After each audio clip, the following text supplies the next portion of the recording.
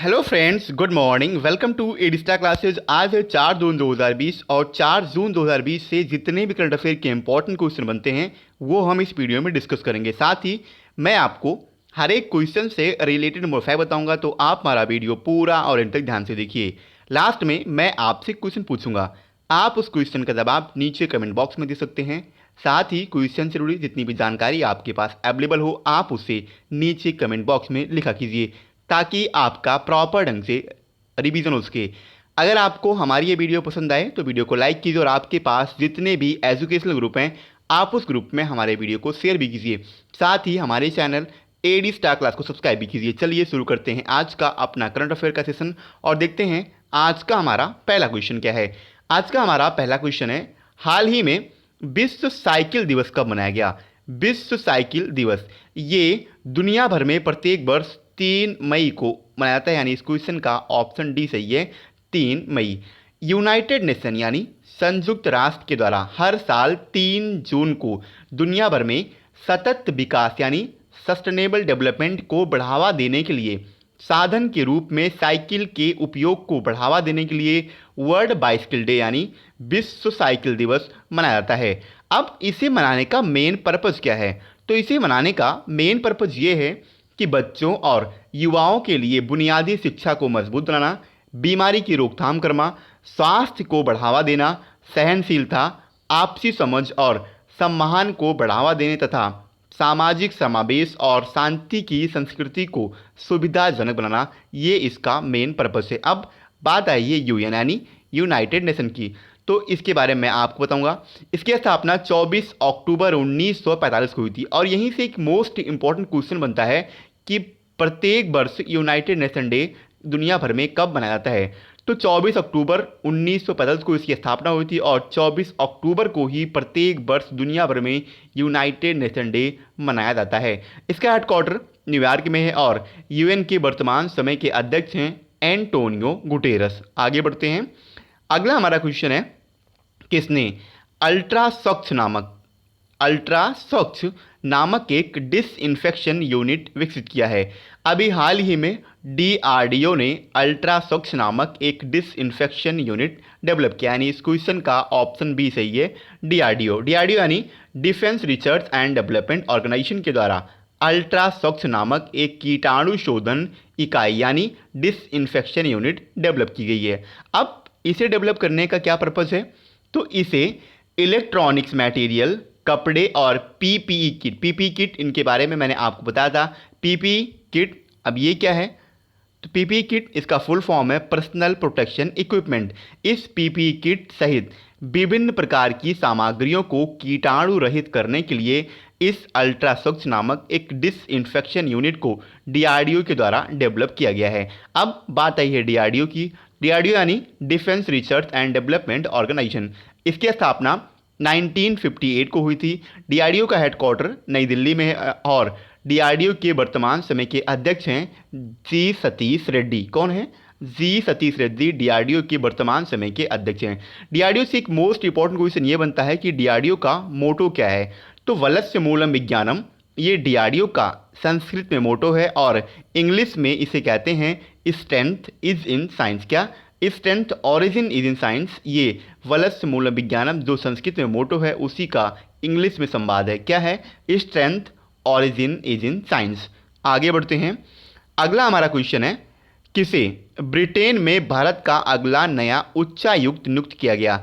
अभी हाल ही में गायत्री कुमार को ब्रिटेन यानी यूके में भारत का अगला नया उच्चायुक्त नियुक्त किया, यानी इस क्वेश्चन का ऑप्शन सी सही है, गायत्री कुमार। वर्तमान में गायत्री कुमार ये बेल्जियम के लग्जमबर्ग के ग्रैंड डची और यूरोपीय संघ यानी ईयू में भारत के राजदूत के रूप में सेवारत हैं और ये 1986 यानी 1986 बैच की ये आईएफएस ऑफिसर हैं और ये यूनाइटेड किंगडम में भारत की उच्चायुक्त जो वर्तमान समय की जो ब्रिटेन में उच्चायुक्त उनका नाम है रुचि घनश्याम, इन्हीं का अब ये स्थान लेगी। कौन? गायत्री कुमार, ये रुचि घनश्याम का स्थान लेगी। इनके अलावा सीबी जॉर्ज, ऑप्शन डी में देखिए सीबी जॉर्ज हैं, इनको वर्तमान समय में कुवैत में भारत का नया राजदूत नियुक्त किया गया और ये 1993 बैच के IFS ऑफिसर हैं। वर्तमान में ये स्विट्ज़रलैंड में इंडिया के राजदूत हैं, और जो कि अभी वर्तमान समय के कुवैत के नए राजदूत अभी हैं, उनका नाम है के जीवा सागर। इन्हीं के जीवा सागर का स्थान लेंगे अभी हाल ही में सीबी जॉर्ज, इन्हें नियुक्त किया गया है और ये कुवैत के राजदूत होंगे। इनके अलावा रवीश कुमार ऑप्शन बी में है, रवीश कुमार ये फिनलैंड में भारत के नए राजदूत नियुक्त किए गए और ये 1995 बैच के IFS ऑफिसर हैं। ये प्रेजेंट टाइम में विदेश मंत्रालय में संयुक्त सचिव के पद पर कार्यरत हैं और ये वाणी राव की जगह लेंगे। कौन? वाणी राव की जगह लेंगे रवीश कुमार। आपको इस क्वेश्चन से इतनी जानकारी मिलती है। बात आई है ब्रिटेन की। ब्रिटेन यानी यूनाइटेड किंगडम, यूके। यूके की वर्तमान समय की कैपिटल लंदन है।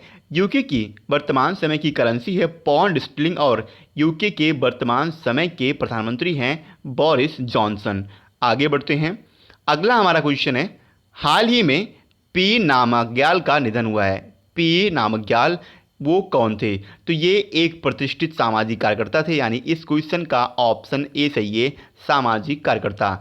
ये सामाजिक कार्यकर्ता के साथ साथ पूर्व केंद्रीय मंत्री थे और लद्दाख से ये 3 बार कांग्रेस से सांसद भी रहे थे और इनका अभी हाल ही में निधन हो गया। इसके अलावा इन्होंने संसदीय कार्य, भूतल परिवहन और रसायन तथा पेट्रो रसायन राज्य मंत्री के रूप में भी इन्होंने कार्य किया था।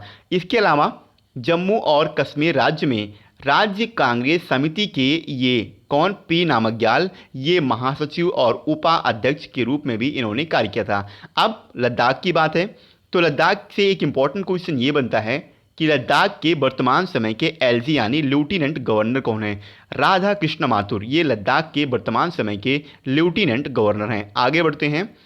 अगला हमारा क्वेश्चन है, मूडीज इन्वेस्टर सर्विस ने भारत की सावरेन रेटिंग को घटाकर कितना कर दिया है?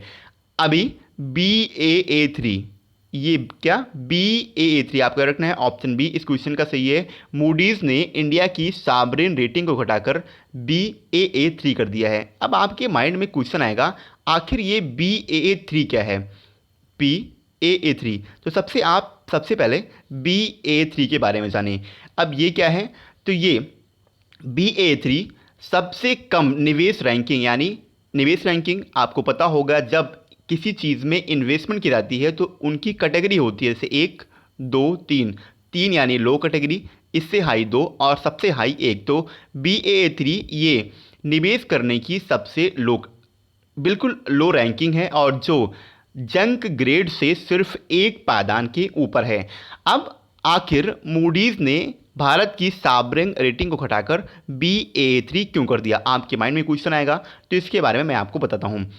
इंडिया की बिगड़ती राजकोषीय स्थिति यानी फाइनेंशियल कंडीशन, इसके अलावा लो ग्रोथ वाली अवधि के जोखिमों को कम करने के लिए पॉलिसीज के एक्टिविटीज़ में भारत द्वारा सामना की जा रही चुनौतियों का हवाला देते हुए अभी मूडीज ने इस रेटिंग को Baa2 से घटाकर Baa3 कर दिया। आपका रटना है, इससे पहले भारत की सावरेन रेटिंग Baa2 थी और अब हाल में इसे मूडीज ने घटाकर Baa3 कर दिया है। आगे बढ़ते हैं। अगला हमारा क्वेश्चन है, किसने real time electricity market launch किया है? तो अभी हाल ही में इंडियन एनर्जी एक्सचेंज ने real time electricity market launch किया, यानी इस क्वेश्चन का ऑप्शन डी सही है, इंडियन एनर्जी एक्सचेंज। अब ये क्या है? तो ये सबसे पहले याद रखिए 1 जून 2020 से ये प्रभावी हो गया है। कब से? 1 जून 2020 से इसे प्रभावी कर दिया गया है। अब इसका क्या उद्देश्य है? तो बिजली की उपलब्धता को सुनिश्चित करना और जितने भी उपयोगकर्ता हैं उनको जुर्मानाओं से बचाना, ये इस रियल टाइम इलेक्ट्रिसिटी मार्केट का मेन पर्पज है। आगे बढ़ते हैं। अगला हमारा क्वेश्चन है, पापुआ न्यू गिनी में, देखिए पापुआ न्यू गिनी में भारत के नए उच्चायुक्त के रूप में किसे नियुक्त किया गया? पापुआ न्यू गिनी के अभी हाल ही में नए उच्चायुक्त बने हैं सुशील कुमार सिंघल, यानी इस क्वेश्चन का ऑप्शन ए सही है, सुशील कुमार सिंघल। ये वर्तमान में विदेश मंत्रालय में संयुक्त सचिव के रूप में कार्यरत हैं। अब पापुआ न्यू गिनी की बात है तो पापुआ न्यू गिनी, इसकी वर्तमान समय की कैपिटल है पोर्ट मोसरवी। पापुआ न्यू गिनी की करेंसी है पापुआ न्यू गिनियन किना और पापुआ न्यू गिनी के वर्तमान समय के प्राइम मिनिस्टर हैं जेम्स मोरेप। कौन है? जेम्स मोरेप। आगे बढ़ते हैं। अगला हमारा क्वेश्चन है, हाल ही में किसी खेल रत्न पुरस्कार के लिए नामित किया गया? खेल रत्न पुरस्कार अभी हाल ही में अमित पंघल, आपको रखना है अमित पंघल, विकास कृष्णन और रोहित शर्मा, इन तीनों को अभी इन खेल रत्न पुरस्कार के लिए नामित किया गया। यानी इस क्वेश्चन का वैसे ऑप्शन सी सही है, आपको रखना है इनके अलावा भी विकास कृष्णन और भी, यहाँ पे होना चाहिए था ऑप्शन डी में उपयुक्त सभी, ऐसा नहीं है। आपको याद रखना है इस क्वेश्चन के ऑप्शन ए, ऑप्शन बी और ऑप्शन सी तीनों सही हैं। यानी खेल रत्न पुरस्कार के लिए अभी विकास कृष्णन, रोहित शर्मा और अमित पंघल, इन तीनों को नामित किया गया है।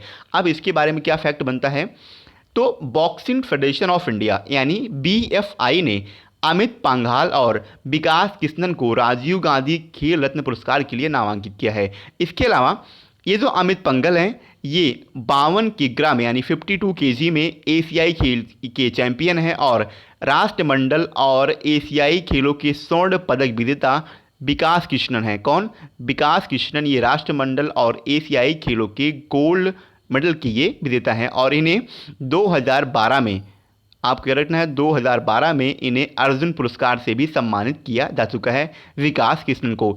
इसके अलावा BFI ने अर्जुन पुरस्कारों के लिए 3 लोग, ये कौन कौन सी हैं, लवलीना बोरगोहिन, सिमरनजीत कौर और मनीष कौशिक, इन तीनों को अभी BFI ने अर्जुन पुरस्कार के लिए नामांकित किया है। अब रोहित शर्मा, इन्हें BCCI, आपको रखना है रोहित शर्मा को BCCI के द्वारा भारत के ये जो ये भारत की क्रिकेट टीम के वर्तमान समय के वाइस कैप्टन हैं और इन्हें राजीव गांधी खेल रत्न पुरस्कार 2020 के लिए नामांकित किया गया है। इससे पहले मैंने आपको बताया विकास कृष्णन और अमित पंघल को, इन दोनों को बॉक्सिंग फेडरेशन ऑफ इंडिया के द्वारा नामांकित किया गया, जबकि रोहित शर्मा को BCCI के द्वारा 2020 के राजीव गांधी खेल रत्न पुरस्कार के लिए नामित किया गया है। आपको रखना है इन तीनों के अलावा ईशांत शर्मा, शिखर धवन और दीप्ति शर्मा को BCCI ने अर्जुन पुरस्कार के लिए नामांकित किया है। अब BCCI की बात है तो BCCI, इसकी स्थापना 1928 में हुई थी। BCCI का हेडक्वार्टर मुंबई में है और BCCI के वर्तमान समय के अध्यक्ष हैं सौरभ गांगुली और BCCI के वर्तमान समय के सेक्रेटरी यानी सचिव हैं जय शाह। आगे बढ़ते हैं। कल मैंने आपसे क्वेश्चन किया था, कौन सा राज्य 1 लाख बिस्तर तैयार करने वाला देश का पहला राज्य बन गया है? इस क्वेश्चन का ऑप्शन ए सही था, उत्तर प्रदेश, और लगभग सभी बच्चों ने इसका सही आंसर दिया। मैं आपसे एक बार फिर कहता हूं, आपको क्वेश्चन के बारे में जितनी भी जानकारी पता है आप उससे नीचे कमेंट बॉक्स में लिखा कीजिए।